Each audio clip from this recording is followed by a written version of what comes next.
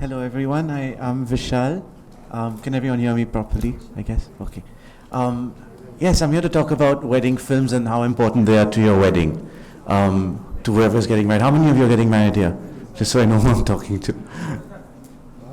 Quite a few are getting married, is it? Okay, so I'll talk to you specifically about why wedding films are so important to you. 5 years ago, I got married, and when I was getting married, I wanted a wedding film, and I I didn't want the regular video guys to shoot it, just because we had a very small wedding. We had about 70 people at my wedding, and we didn't have too many cameras, and we just had friends and family, and we didn't want those wires and those lights and all of that. We wanted it to be shot the way I would shoot it. I was a filmmaker. I still am. I shoot commercials, and I used to do this for Shah Rukh Khan earlier in Bombay.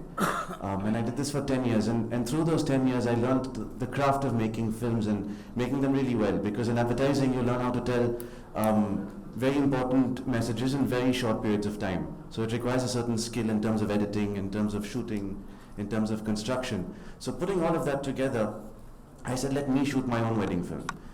Because it'll be fun, and I'll be able to get into the soul of it. And I always thought it would be nice. I was also writing a film in a Hindi film which was based on a wedding, but I also knew that I didn't know too much about weddings. So I thought if I shoot a wedding, I'd be able to get into the heads of the brides and the grooms and understand how Indian weddings would actually transpire to be, and experience different cultures. Like I was writing about a Gujarati family, but I didn't know anything about Gujarati families. I was born and brought up in Ghana. And all of this put together, when I shot my wedding and I put it up online, it did really, really well. Partip from the Wedding Sutra, who was here earlier, I think he spoke to you guys as well. He put it up on his website, and it became viral instantly. And then I started doing this. I did one more as research, and I did another, and I really enjoyed the process, because my first wedding film, when I showed it to my own wife, she reacted there was lots of joy, and she loved it, and she cried. And when I showed it to my first bride, that I shot for, the reactions of their families were very intense, because you become almost like family, like with them. You've understood them, and you've told their stories, because these films that you make, they're not just wedding films. They end up being time capsules of some sort. You talk about everything that you've lived in your life, and everything that you've done, your whole families, your roots, where you've come from. They all land up to this one day when you get married, and your whole family is there. Everyone's looking their best. You've got the production value of a Karan Johar film. You have the best hair, the best makeup, the best wardrobe. It's all for free. Normally, when you're going to shoot that in a movie, you're going to spend lots of money to create that scene. So for a filmmaker, it's very exciting a process to see this come through. And everyone's feeling so much. There's so many emotions, and there's so much drama. No one gets a chance to talk about it also. So when I talk to them, half the time they don't even know they're being spoken to. I wish there's a screen here, because I could show you one or two of the samples of what we do. But when you talk to these brides and grooms, you don't really know. They don't know they're being shot. They're talking to me just like how I'm talking to all of you now. And without them knowing, we end up asking them questions that are relevant. We get to know who they are, and why they're doing this, and why they wanted us to shoot their wedding, most importantly. And we put all of that together and tell their story. And that becomes a memory worth keeping. That becomes something that you can cherish for years to come, for generations to come. Technically, obviously, it's important to do this on the highest possible end, because they're going to last for generations to come. So you have to make sure you're doing it in the best possible resolution, with the best possible color correction and all of that. But the most important thing is the soul of the wedding film that you end up capturing. You don't want to be shooting it from a distance. You want to be a part of that wedding. You want to be able to capture it properly, so that you can live on and watch it. So that's what I do. Do you guys have any questions for me? I think when it comes to wedding films, you have like different types, right? You have like a documentary where the families talk and tell how they tell their stories, and you have like 1 hour films, 5-minute films. So how do you what do you do in a wedding film? Yeah, what exactly is a wedding film? Nobody even knows. And I can't even show you a sample here right now. But to describe one to you, a film, according to me, should have a beginning, a middle, and an end. It should start somewhere. It should be engaging. When you watch it, you don't want to fast forward bits of your wedding film. Everyone that's in your wedding film is important to you. They should be showcased beautifully. They should look beautiful. They shouldn't be caught eating food with their mouth full of, they shouldn't be dancing in a way where they don't want to be shot. Even if you've captured it, doesn't mean you have to use it. It should be respectful. Treating wedding films with respect, people end up falling and doing things at weddings, or saying things they shouldn't say at weddings, but then that's the power of editing. You can always chop and cut. Knowing that your filmmaker who makes this film is sensitive enough to understand the emotions of your family, and even know when to crack a joke, because it's nice to laugh with your family and it's nice to laugh at yourselves once in a while. But that makes a wedding film. When there's humor, when there's emotion and there's drama, when you feel for the bride and you feel for the groom, you can sit and watch. I've had brides and grooms who watch their wedding films every morning. They wake up, they have their coffee, and they sit and watch their film, and then they start their day. Just because it reminds them of their happiest time. And when you watch it, you don't get bored. Because everyone in there, it's a story. It's actually got a proper scripted weaving story. Unlike, I don't sit and write the script. The thing is, the family is scripted. You guys scripted. If you guys are happy on that day and you guys have a beautiful story to share, that becomes epic. And those stories don't have to be about the wedding. They can be about your great-grandfather and how you guys got here, and his stories. And everyone's perspective on him, because even though he's not there at the wedding, his spirit would always be there. And then generations when your great grandchildren watch it, they'll know where their great grandfather came from. It wouldn't be lost.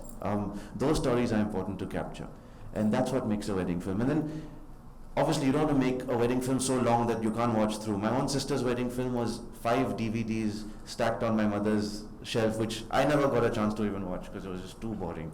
One guy he stood at the entrance with his camera and just stood there and captured everyone coming in, and that was the wedding film that he got. So it's like everyone was there.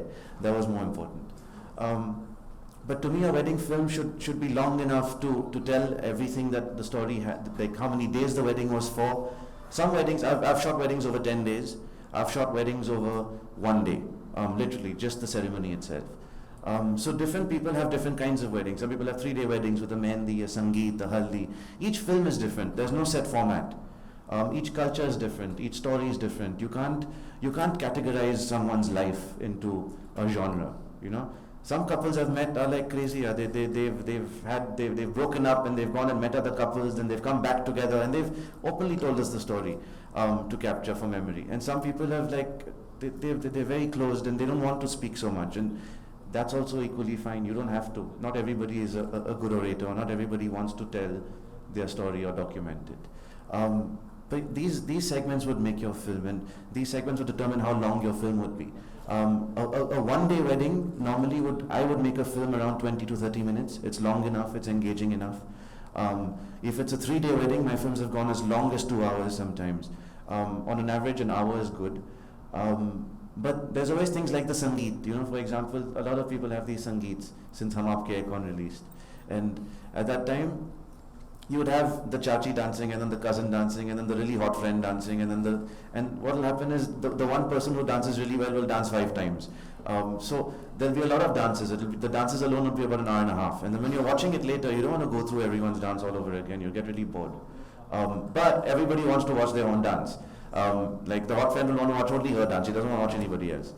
So what you do then is you categorize it into 2 discs. So you make one where you've got the whole film, and in one you've got special features. So in special features you've got the sangeet, and it's shot as beautifully as the film. It's got multiple cameras, it's got the audience reactions, and it's all edited beautifully, but it's done in chapters.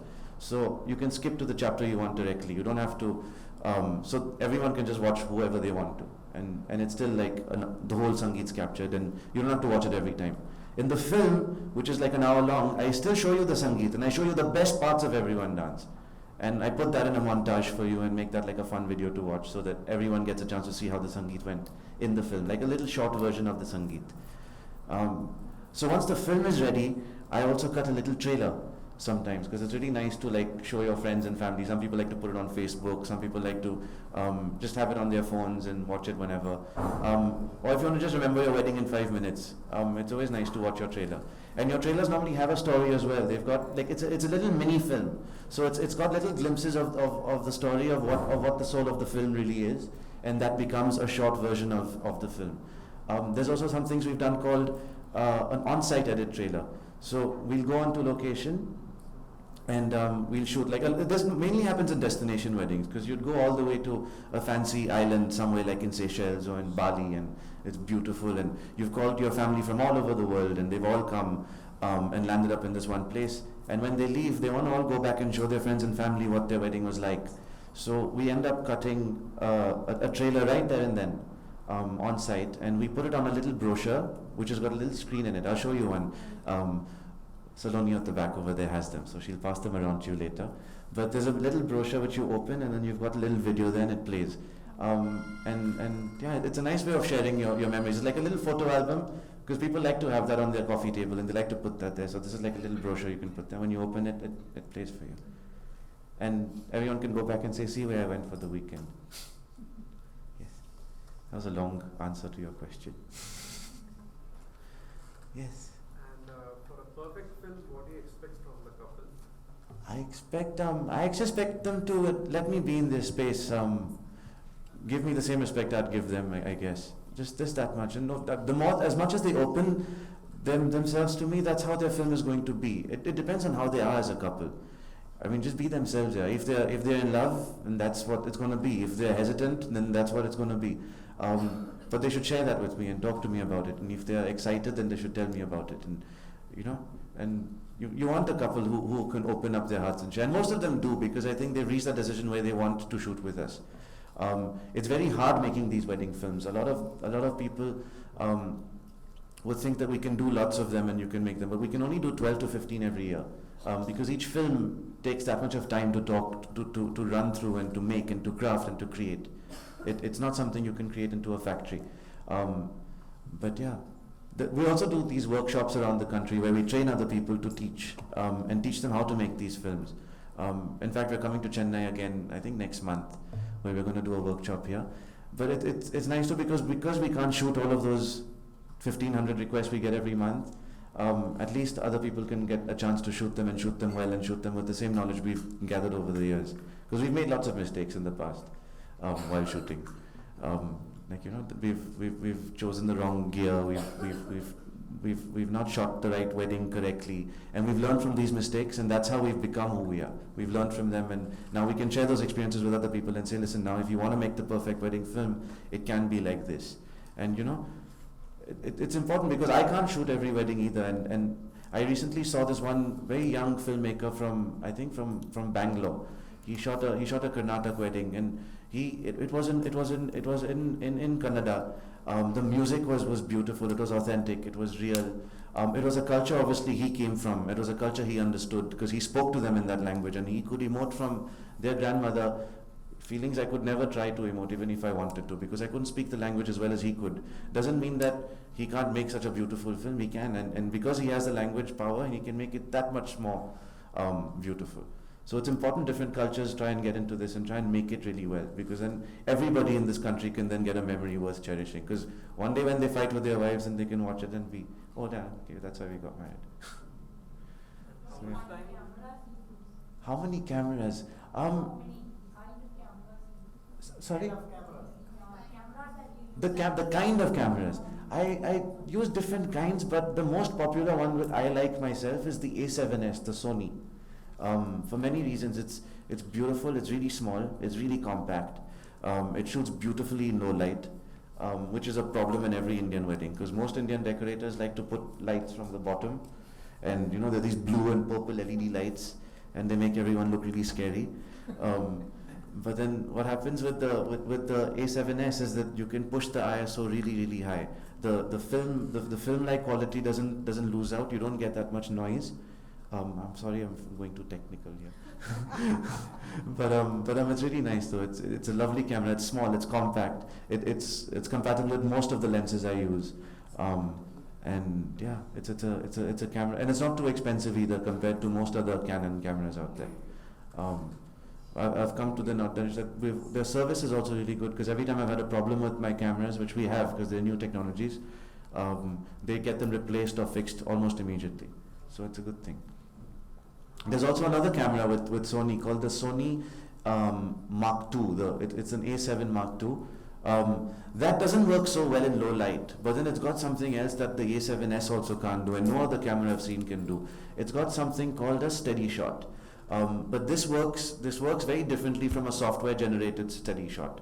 But steady shot would basically mean that you can shoot. Normally when we shoot video, it's not like pictures where you can just hold the camera, take a shot and move. With video, you're shooting for editing, so you have to hold your position for long periods of time. You have to shoot for emotion with different magnifications. You have to position people differently on your shoot. So when you're doing this, you're holding your camera for long periods of time, like he would be, and he needs a grip, or he needs something to hold his camera, either a tripod like that, or some people mount it on their shoulder. Some people would use a steady cam if they're moving around a lot. But what the Mark II does is that it's a very small camera, and it's got a stabilizer built onto the sensor. So you can be standing in the corner, be shooting a very close-up shot, and not using any other grip, and just taking up this much of space, and still getting a beautiful shot. So that's something, but it's really nice in the day. It's very hard to use at night because the low light capabilities on that camera is not very nice. To do the stabilizing thing, I think they've had to change the sensor size, and that's taken some hit on the light sensitivity of it. So yes, again I got technical. Sorry. Two more questions. Yes. How much time do you need to prepare for the shoot? Like, how much time do you spend with a couple? As much time as they spend. I mean, normally not that much because I mean everybody's got their own lives to lead, and most of the people who we shoot for, they all come from different places of the world. But we do try and meet them on Skype. We try and talk to them. If they're in Bombay, we try and meet them. We obviously call them over to our studio. We go home to visit them. We meet their families. We get to know everything about them. That we get to know everything about them before we say yes to shoot their wedding. Just so that they know and we know that we're going to make a film. It's an investment. It's a lot of money you spend. It's a lot of time you spend. And it's a lot of effort that's put into from lots of people. Because the people who shoot this wedding, I don't shoot this alone. We've got a team of amazing DOPs and camera guys who've shot with us over the years. Who've again, they all come from what I do. They all worked with me in advertising with Shahruk's company. But what happens is we've also adapted ourselves and changed our sense of filmmaking over the years. Because filmmaking is technology is getting so advanced right now that it's easier to make films. Anyone can make a film. You can make a film, and if you have a camera and you have a laptop, you can make a film. It's that easy. But the idea is to use this technology properly. That would be the key. And you'll take care of the lighting part, or? Well, no, the idea is not to cause too much inconvenience. It's nice to have meetings with the decorator. It's nice to explain to production design, whoever's doing the design of the wedding. Most of the time it's just important to tell the bride and groom themselves, because then they tell the decorator and tell everybody what they want. But it's nice to be clear about how to light up the place and give them your suggestions. Like for example, top lighting is always looking nice. Like everybody looks beautiful here. Everybody's softly lit. Instead of lighting from under. Don't use harsh light, don't do cross light because you get cross shadows. Have overhead lights. You get beautiful lights these days. Again, with technology, you've got these beautiful lights called these helium balloons. And they're like big giant moons. They're about 8 feet wide. And if you're having an outdoor wedding and you need to light up a large space, you just have this one light and it goes really high up. And it spills this beautiful light over this whole field.